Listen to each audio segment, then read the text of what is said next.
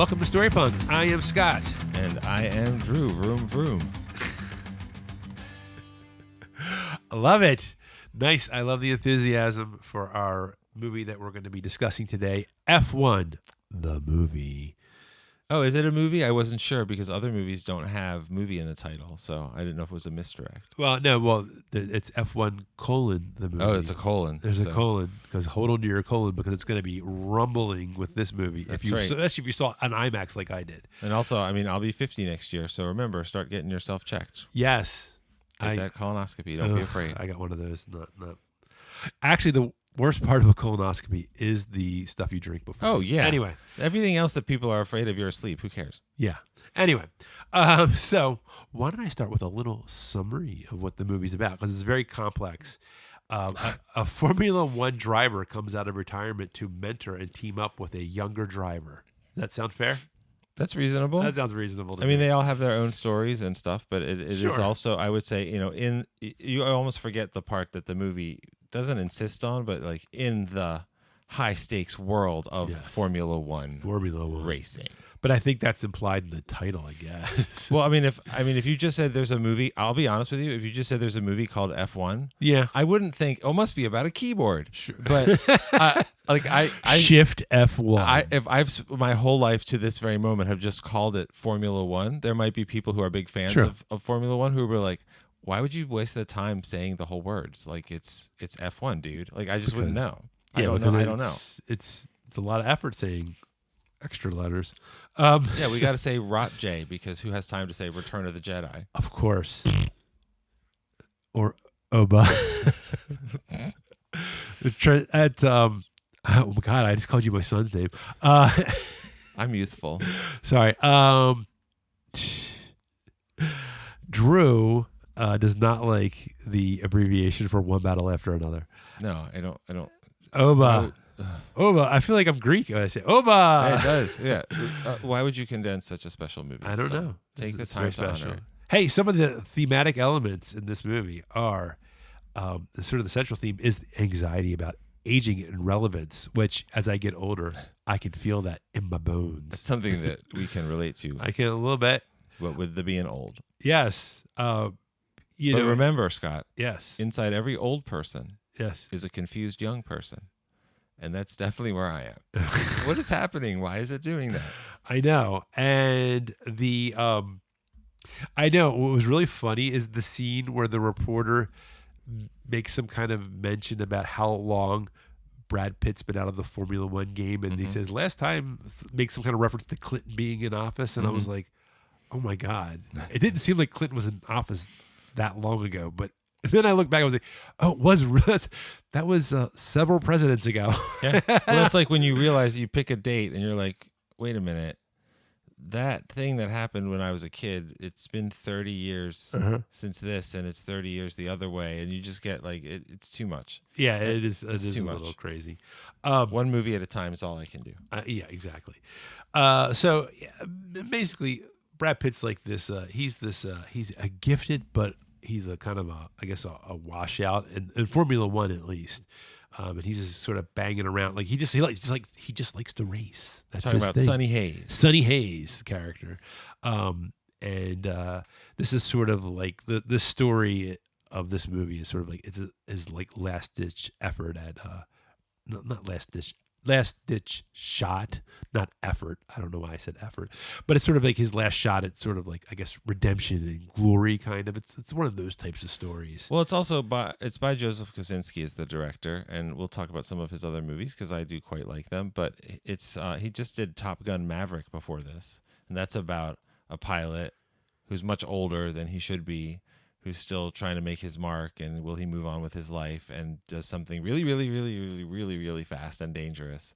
And there is something that I guess will only become more compelling about that as we get older. I don't know. I guess. This also reminded me just slightly of Any Given Sunday when I think about like the such a fun trash movie. Yeah, it's sort of like you have like the young, because when Brad Pitt comes into this Formula One team, there is the new like up and coming racer that he's going to act as a mentor to. Joshua Pierce, played by Damson Idris. Yes, and I do feel like there's actually a lot of dynamics going on in Any Given Sunday, but I kind of got that a little bit of that vibe, just a little bit, of this like that, the idea of like navigating like modern celebrity and the sort of examining like mentorship and sort of like the conflict between like the older and newer generation, sort of like that was in Any Given Sunday. It was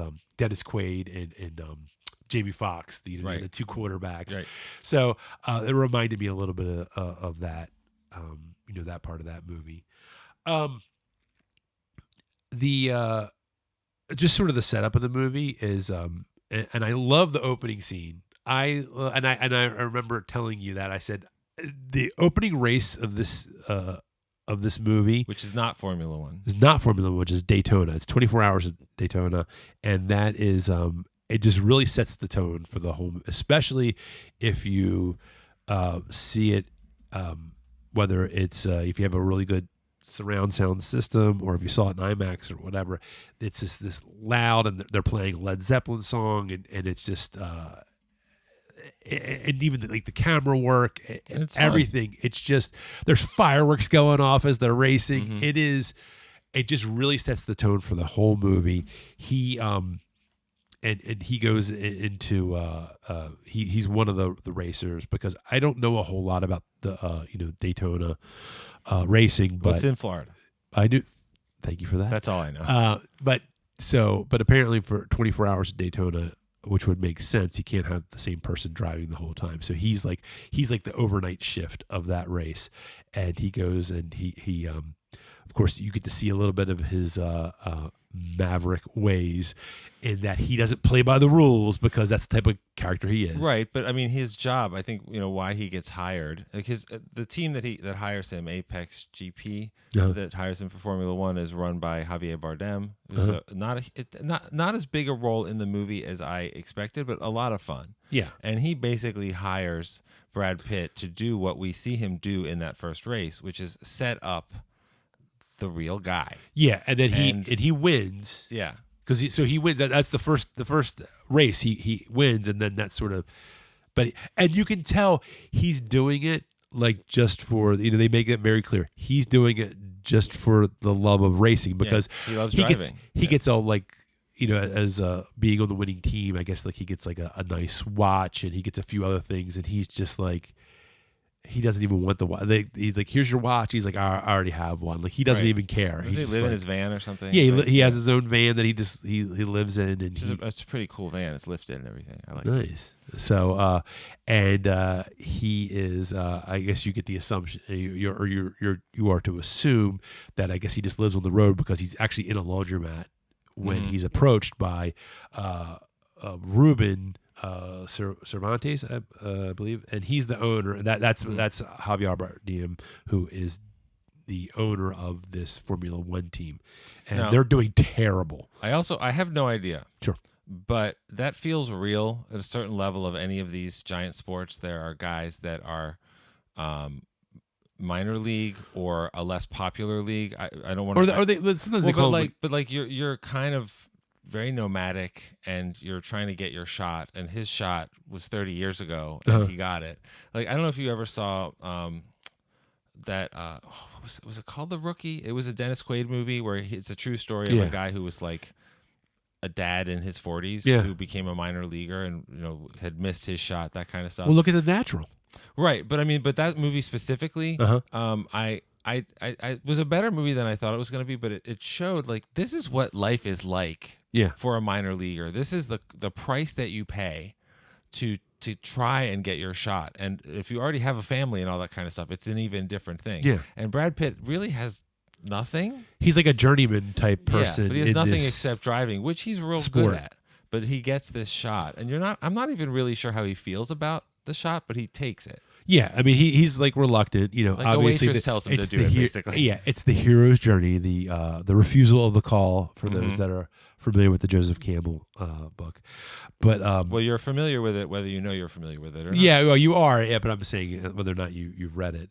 But to call out the specific component of the story, but he doesn't want to do it, and then he's like, "Should I do it?" And then the waitress is like, "Yeah, sure." I forget what the exact words are, and that is a that's sort of that's the thing, and I think this was something that we might bring up repeatedly is that there's no real twists in this movie, but I think that it's important to note that just because a story doesn't have twist doesn't mean that it can't be well told. Mm-hmm. Not everything has to be like a shocking twist, a huge betrayal, or something that comes out of left field, like some kind of surprise.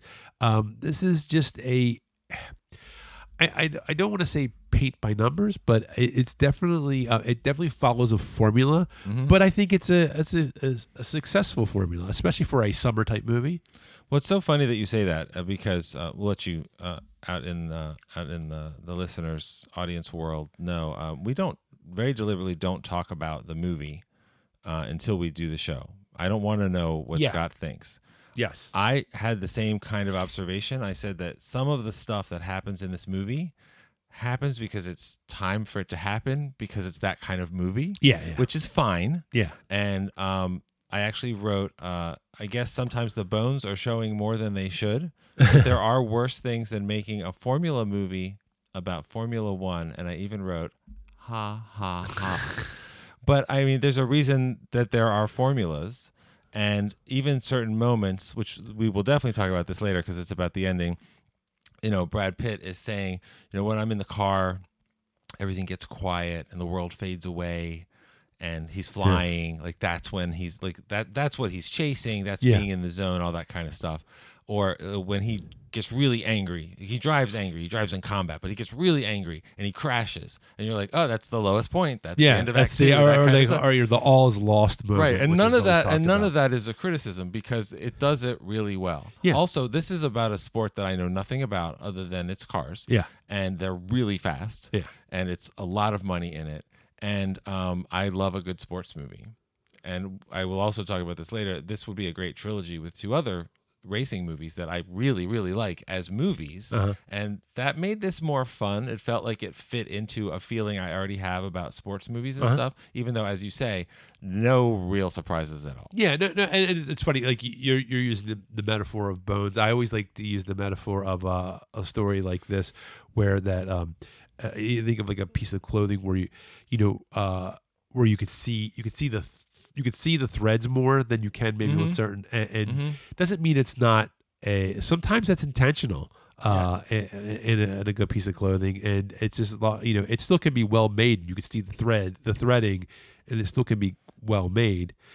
Sometimes you see it, and it's the sign that it's a crappy piece of clothing. This definitely movie is made with care and craft. Yeah, they the script is pretty simple. The story is pretty simple. They put the care and craft into more of the practical production part of it, but that doesn't mean that they don't care about the script. Yeah, I feel like you almost have to put it in when you have a story like this, where it is pretty straightforward. I feel like you actually have to put more care into the overall product. And I hate to call a movie a product, but you know what I mean. But the overall story and the presentation of the story, you have to put more care into how you're presenting that to make it work, because there's a million different ways that you could screw up this movie and make it very boring, or just feel very make it one big snooze fest, and I think that they make all the right choices so yes, you can dismiss it as it's just it's very formulaic, and you have like your hero, your protagonist, who is the guy who is like I was saying, he comes in, doesn't play by the rules. He's gonna do all the stuff that one of the things he'd see. Now I saw this with my uncle. My uncle's a huge Formula One fan. That's actually why I went with him. Okay. So that scene, that's very helpful. Yes, yeah, I like that because he whispered. So the scene, and I kind of had a feeling this is what it was. So it was kind of nice to get some confirmation. I was like, I was right when he does his first race for the team, and he does that thing where he can't, he doesn't start the car and he waits. Yeah. and then he's like, that's intentional because everybody else's tires will be cooler than his. So when he does his lap and he goes after everybody else does, his tires are hot and sticky, basically. And that was an intentional thing that you're not supposed to do. But that just gives you a little clue into the type of things he's going to take. He's going to push it. He's going to every little advantage that he could take, even if it's, we're coming right up to the edge of actually breaking the rules.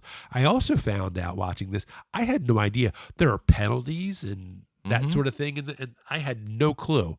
I thought they just raced really fast and did a lot of laps and tried not to crash, and so I was very ignorant of the sport. So this was actually an education for me watching this. Well, I had a similar experience, and some of the stuff that I learned didn't surprise me. I love watching bicycle racing, which looks like a big bunch of guys racing. Yeah. And sometimes somebody goes off the front first and then he wins. And of course, it's not that. It is a team sport. It is so much strategy, all this different stuff. A lot more strategy than I thought. This is a guy in a car. And if I said to most people, you might have said it to me before I saw the movie, it's a team sport. Yeah, there's another guy in another car. Yeah. Maybe you work together to help one of you win. And that's the premise of a lot of the teamwork in professional in bicycle racing. Is like there's a leader, so people will wear themselves out dragging a guy up the mountain, letting him draft, which is also in this movie. I want you to get really close to me because I'm going to pull you ahead, and then you're going to slingshot around me. That's motor racing, human racing, all that kind of stuff. But it's a team sport because you meet all these other characters that whether they're in the pit or they're designing the car or they're directing the race, from the booth, like Kerry Condon's character, and I can't remember the older guy. Great performance, the race director guy with the gray beard. But also, it is like you're saying, it's so strategic, and that's so interesting, and that the way that you can play the strategy is the people in the booth, and they're looking at all the numbers and all that kind of stuff, or it can be Brad Pitt playing, in combat. And the tension of that works in the movie. It's very interesting. I mean, honestly, before this, I thought the way that you gained an advantage in this, how you did well, was I thought it was a combination of you tweaked the car a little bit to make the little things. You made sure your pit crew was good, tight, like worked really well together, and your driver was skilled to not wreck. Like I honestly, I thought that was all there was to it. I mean, and that in itself is not like nothing, but like you said, there's so much more. Like the technology part of it. Like I kind of thought there was something to it, but I didn't realize how much there is there. And then there's a lot of, obviously the driver. There's a lot more decisions than I thought that needed to be made other than, oh, here's an opening, I'm gonna try to get around. And I kind of thought, that was, look, I mean, it's a skill, and it's very athletic, and you might not realize how athletic it is till you see the depiction of it. Like these guys' reflexes are absolutely completely insane. And I think that also I think that's what helps it boost the storytelling part of it, because it's very interesting. Because I mean, outside of its devoted fans, not a lot of us understand all the ins and outs. So, which is a lot of people, by the way. This is an international. I mean, it's a lot, but I'm saying that. But I think it's like if you're on the outside, like we were, I knew none of this, so it's neat to learn it. I would venture to say though, there are probably some people that are fans of Formula One that probably didn't know some of the things that are discussed. They might not. Too. I mean, I'm sure there's a whole spectrum. From like I know nothing about it to like I know every single thing they were talking about, and I feel like you capture enough people along that. Spectrum that drives your interest in watching this, and you're like, oh, you feel like you're actually learning something. Well, and also I think part of when you learn all that stuff, and it's a real world thing. These are fictional characters, although there are real drivers, and apparently the movie is full of real Formula One people that you would recognize. And I didn't like from Ferrari and all these things. And so, but here's the thing, I can name two before I saw this movie. Now I can name three, but I could name two Formula One drivers. There's Senna and Lewis Hamilton. Okay, and Lewis Hamilton is in the race. He's actually the driver that Pierce knocks out and lets and then crashes with, and that lets Sonny have the opportunity, spoiler, to win finally a race in Formula One at the end of the movie. Fine. But Lewis, first of all, I respect a guy playing himself in a movie. This is one of the greatest, like the 7-time champion, they said, like one of the greatest drivers in the world. And he doesn't win, and he gets crashed out. So there's a humility to that for the movie that I appreciate. But also, apparently, he is the consultant. He's the guy. He's the one who's on set and part of everything. You know, they're telling him, make sure we're making this real. And it felt authentic to me because they had that. And I thought, that was really cool, because if I learned stuff, I trusted it. Now, is there stuff that's probably, it's the movie stuff that I don't know that? I mean, probably. But I don't care, because the feeling was I'm in this exclusive world watching these incredibly skilled and talented people compete, and it's shaped their whole lives. And it's interesting. And it was kind of more interesting than I expected it to be, because I think of other racing movies that I don't like Days of Thunder.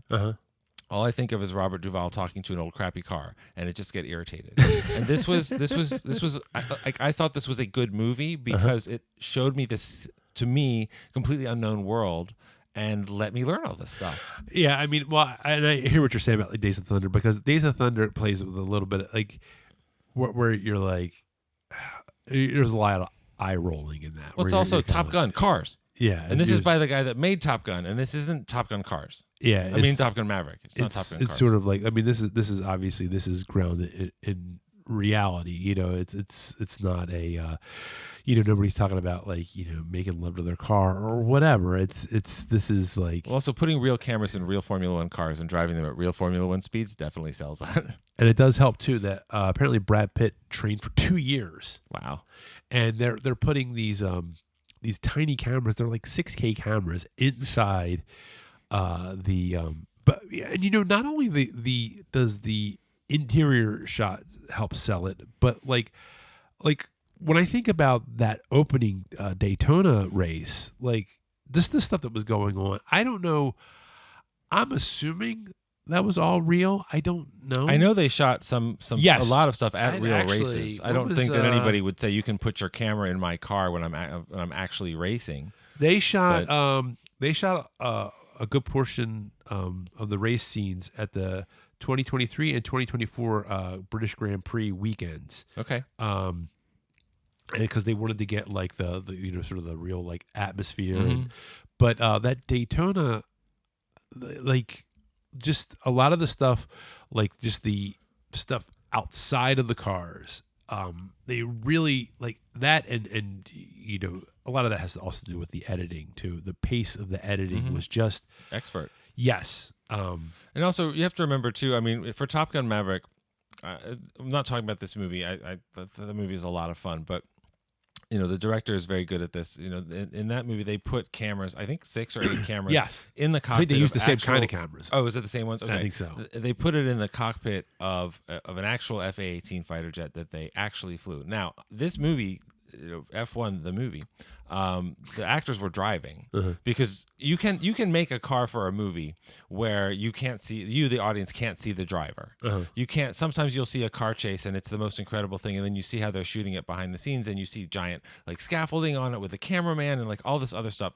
You can't, there's no real estate to even put the cameras that you put on in Top Gun Maverick, because if you watch Top Gun Maverick, you can see the cameras in the cockpit. You just don't know that they're cameras, because I don't know what an FA-18 cockpit looks like. There's a lot of stuff you could put on a Formula One car that would look unrealistic because it is so sleek. That was one of the challenges I actually had with some of the shots in the movie, because I know what a car is and I know what a car looks like. I don't have any reference for these cars. They might as well be spaceships. So some of the really incredible photography, especially going around curves from what must have been a drone shot, that sort of thing, they almost look like incredibly well executed models or effects, because I don't have a reference for it. Brad Pitt was driving a modified well, yeah, it's a movie, but I know. I'm just saying. No, I mean, like, but they sold me on it. That's my point. Yeah. It was safe, and they sold me on it. Mad Max Fury Road, Steven Soderbergh said, how did they make this movie and not everybody died? Because you can do this stuff safely, but if you make me believe the danger of it, which they did in this movie, then I'm sold. Good job. But yeah, and that is once I mean, I do have to credit the editing for this. It was just, yeah. I mean, just the pacing of it was just really good. The guy who edited, Stephen, I guess it's Mirioni, I think you say his name, and he amazing. He actually has an Oscar for Traffic. Oh, okay. So, which is a movie with a lot of moving parts. So, I'm not surprised. Moving parts, meaning like story parts, I should say. Not. Technically, this movie has more moving parts. Yeah, but so I know what you mean.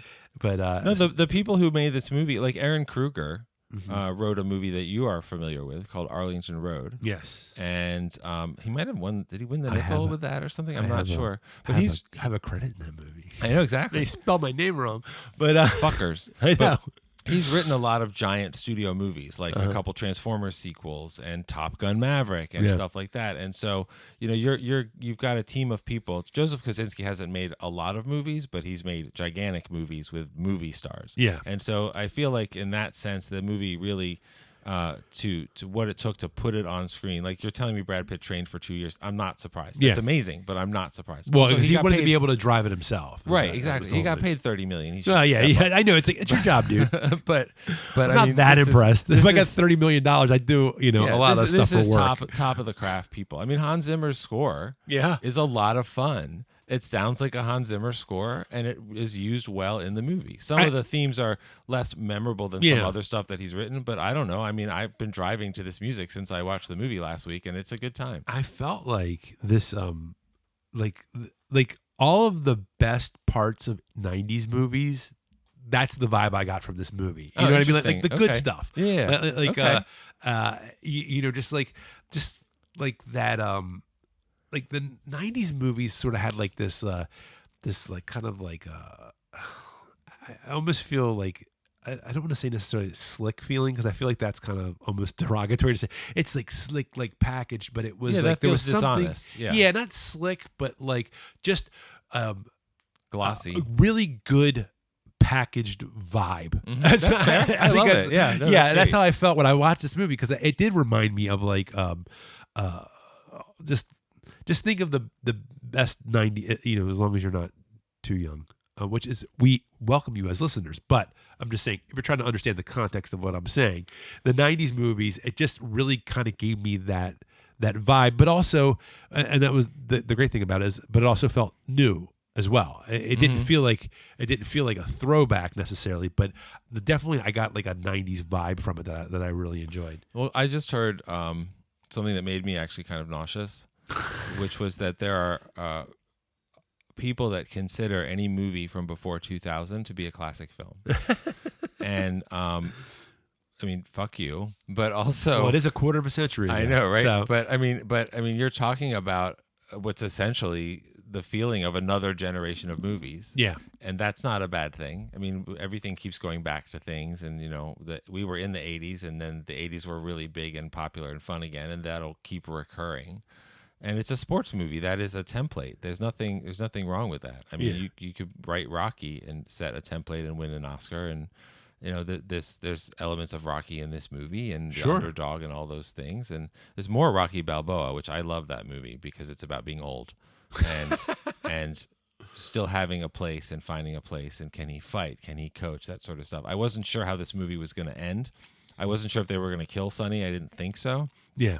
But I wasn't sure if it was going to be one of those movies which is what it is, which is, he does in a way that makes sense in the story and everything. He gets a shot at winning. He's not taking it from the kid he's supposed to be supporting, like all that kind of stuff. And then what happens at the end of the movie? He's still driving. He's doing a Baja rally. Yeah. Because that's who he is. And that worked for me. It was fine. Let me ask you, because I mentioned this to you before you saw the movie, and you're like, well, how would that even work? And now I'm sure now that you've seen it, is that the director had mentioned, and probably it was just off the cuff remark, that he would be up for having a Days of Thunder crossover, the character from Days of Thunder with the Sonny Hayes character from F1 having some kind of crossover, which I can understand why you didn't, because the movie's called F1. It's like, well, how are those two gonna? But now that you know he's just one of those guys that just races, Right, He that's could true. go. What was his name? Cole Trickle. Yes. Yeah. Tom Cruise was Cole Trickle. And Tom Cruise has done 2 movies with Joseph Kosinski. He did Oblivion and he did Top Gun Maverick. So I guess He if was they like in really- all the premieres. You almost thought, is Tom Cruise in this movie? What the hell? all the F1 premieres? Yeah. Oh, he I was didn't know there. that. Oh, ton of those. Yeah, if you pull him up, it's like he was doing. I guess he was out there supporting. The I was going to say he must director. have just been in the Mission Impossible mood. And he's like, I'll just keep doing it for my buddy Joseph. Yeah, so yeah, it was, they were doing interviews like he was like him and Brad Pitt like standing next to each other talking about how they back in the day, I guess back when they did like Interview with a Vampire, they used to ride like go karts around like the I didn't set see and that's stuff funny. like that. Yeah, That's funny. Celebrities, they're just like us. Yeah, just like us. But the I kind of felt like this. I mean, I don't know. I wouldn't be. I mean, it all comes down to the story, and I know that probably sounds. Well, on this podcast, it's Definitely not this podcast, but I mean, just in general, like I'm not, like I didn't think that Days of Thunder was a great movie, but I didn't hate it.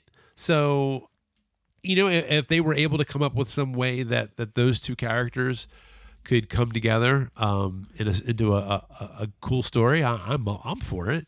Well, I mean, this is F1. Yeah. And it's a prequel to F9 in the Fast and the Furious franchise. So I guess F11, we're starting to run out of function keys. Maybe F4? F12 will be the future. What's the one that crossover. signs everything out of F4? Or I think so, yeah. Ooh. You are signed out, sir. That would be that'll be the tagline. But Oh, God. oh my God, it's terrible. I lost my track of my notes. But anyway, so I mean, really, good grief. Was there? I Well, do you really want- have a whole lot more to talk about? in Well, this one, I be wanted to honest. talk about a couple of different things. Sure. I really like this director. Uh-huh. I don't love all of his movies. Okay. But I think like Oblivion, which is his Tom Cruise movie, that was Okay. his second feature film. Oblivion, which I saw in the theater, Uh-huh. it has a big twist in it that you Oh, can don't see tell me I haven't seen it. It says you can sort of figure it out, and when you see it, I was kind of like, am I supposed to be shocked, or am I supposed to watch this character be shocked? I'm not really sure. And it's so many pieces of every sci-fi movie you've seen. Like it has a canyon chase, like Star Wars kind of Uh-huh. stuff. The visual design of that movie, Yeah. especially of the aircraft that Tom Cruise flies, Uh-huh. is so cool. I wanted one. And that's not surprising because Joseph Kosinski's his first feature film was Tron Legacy. Okay. That doesn't look like anything else. That Yeah. movie looks amazing. Yeah. And then he did Top Gun Maverick, and he did Only the Brave about the firefighters who were killed, which is not a visual tour de force of design, but it is also a big movie that looks great and everything. This movie, which this kind of surprised me, it's actually less visually engaging than any of those. Okay. Because it's in such a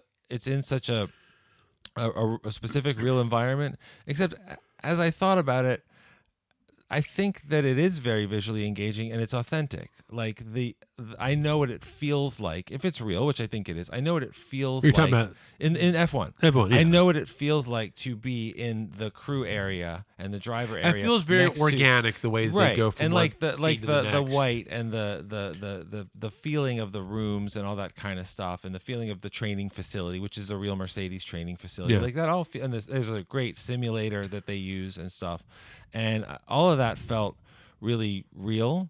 And I realized that the reason that I liked that is because it put me in the perspective of the people that are in there. Not even just a specific character, but it made me feel like I was inside that world. And who doesn't like a movie that tells you, here's a real thing. It's very, very, in this case, very high. Like these are the wealthiest people, the most skilled people, the travel the world for this kind of people. Yeah. It lets you in. And the way that the movie plays with perspective, I think is very interesting. Because I didn't really think about it as I was watching it, but later, when you're watching the racing, you see all these different cars and they move together and all this kind of stuff.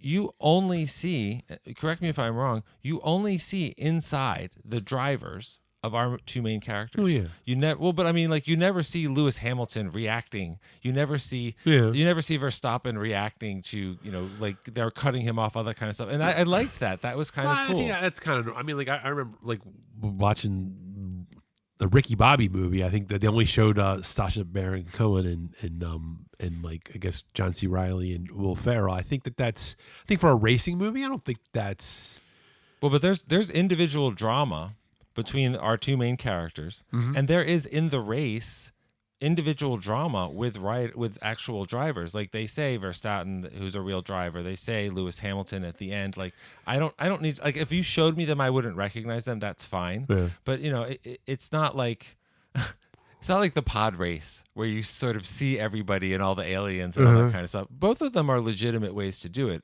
Although the pod race, in a shitty movie, but I thought that the way that they did that, it made it more intimate in a movie where people are driving over 200 miles per hour. And also the way the movie played with sound. It goes silent a couple of specific times. Yeah. It goes silent when Pierce crashes. And like you're in a roar of a race, and then he crashes. His car goes flying through the air and explodes, basically. And Brad Pitt pulls over and jumps out because he's a good guy. He doesn't care about finishing the race, which they could have won. Yeah. And he runs out and he grabs the fire extinguisher and drags the guy out and all that kind of stuff.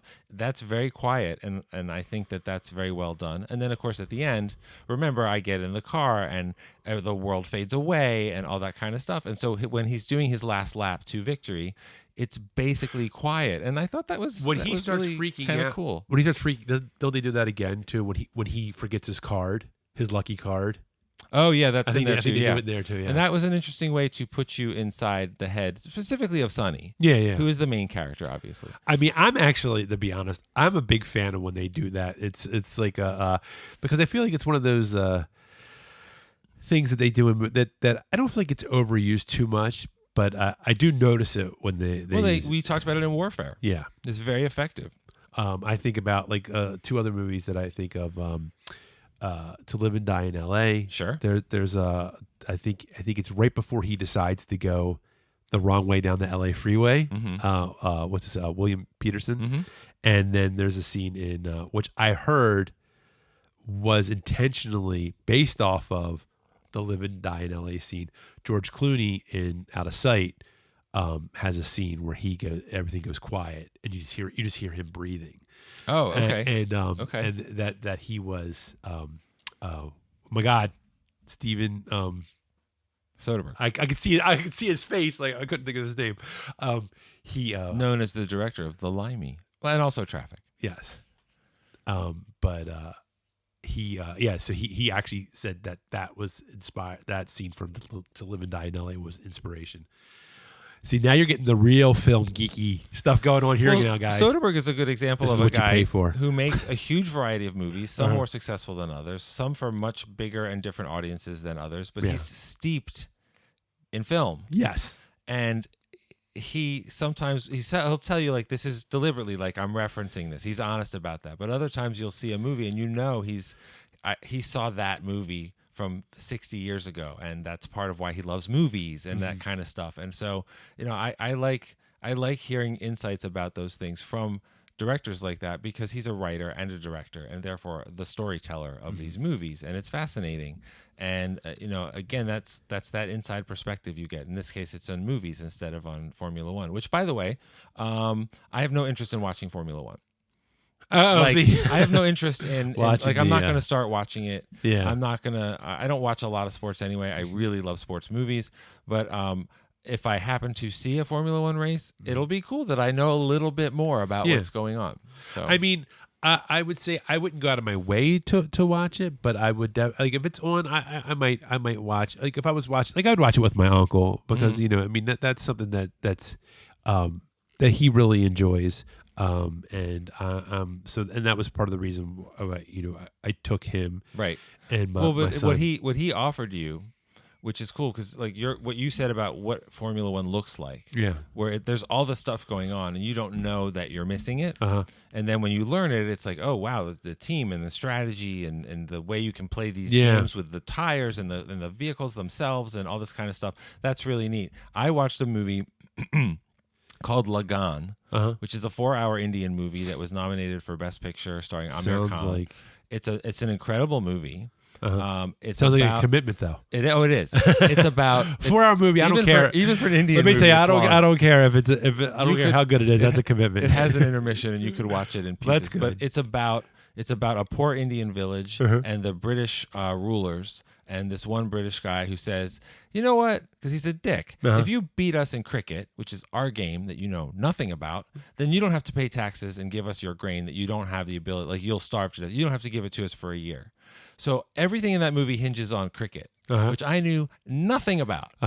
I saw one movie. If I watch a cricket game, I actually have a sense of what's going on, and it's just kind of fun. But I don't watch cricket games. I don't seek it out.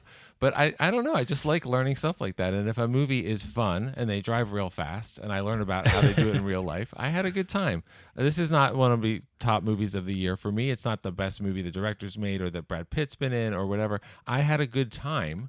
And if you watch and love Formula One racing, you probably just have a good time. Oh, definitely. If you like Formula One racing, you should definitely see this movie. And it's cool. When it was funny because when I saw that they had released the soundtrack, because I saw it like the week that it opened, and it was like a bunch of us. Like, I took my son, my uncle, brother, and his son, and we all went. And I texted him. I said, "Hey, they released the Formula One, the F1 soundtrack." He's like, "Oh, I already downloaded it." Nice.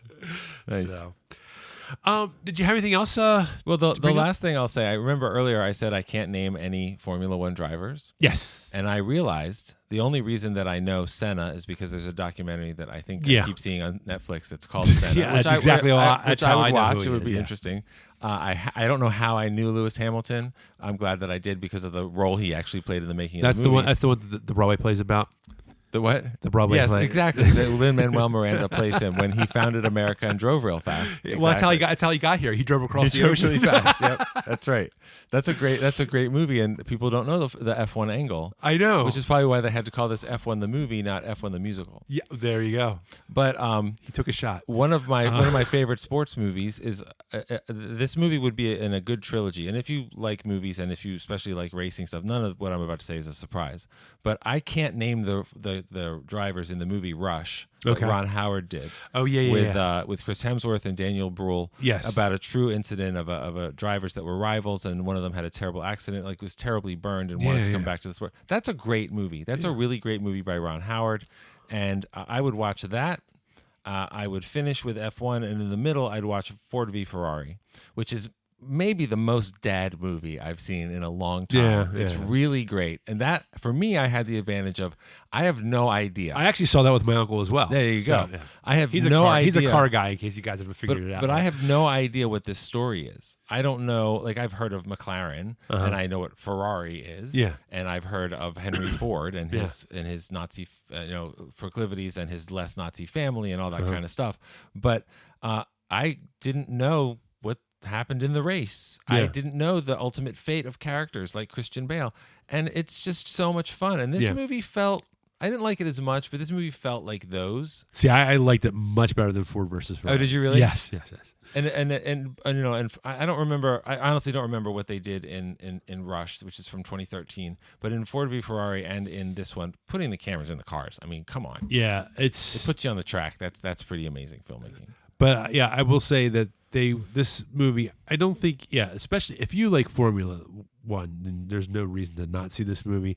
I mean, it pulls you from the first race, it pulls you in, and I mean, if you're someone, look, we always talk about how story matters, and story does matter, but I mean, like, don't be put off, and you've probably heard other people have talked about how the story is just a regular old story, nothing surprising, but it's a story well told, and that's all you really need to that's a fine standard. Yeah, with everything else that you add on top of that, it makes it's like a really good sandwich. I like a good sandwich.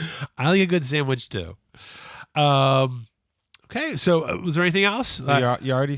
I've said what I wanted to say. I've enjoyed talking about this movie. I enjoyed watching this movie. You already said story matters, so bye. No, well, I was going to say that. Well, I'm just kidding. I don't know. You have to tell people how to find us outside of the show. Because it's a wrap on F1, the movie. I was going to say that's my standard line. I always say it's a wrap on the movie. Anyway. Well, at least you didn't say, like, it's a checkered flag. So, thank you for We're waving the checkered flag on this episode. And then you said it. So I did. No. I was saying it ironically, so it's okay. That's so 90s of you. I know. Everything was ironic. That's all right. Well, and it's so I'm so glad to see that Ed Norton's getting roles. That's a little. Anyway, figure it out. It's a comedy bomb.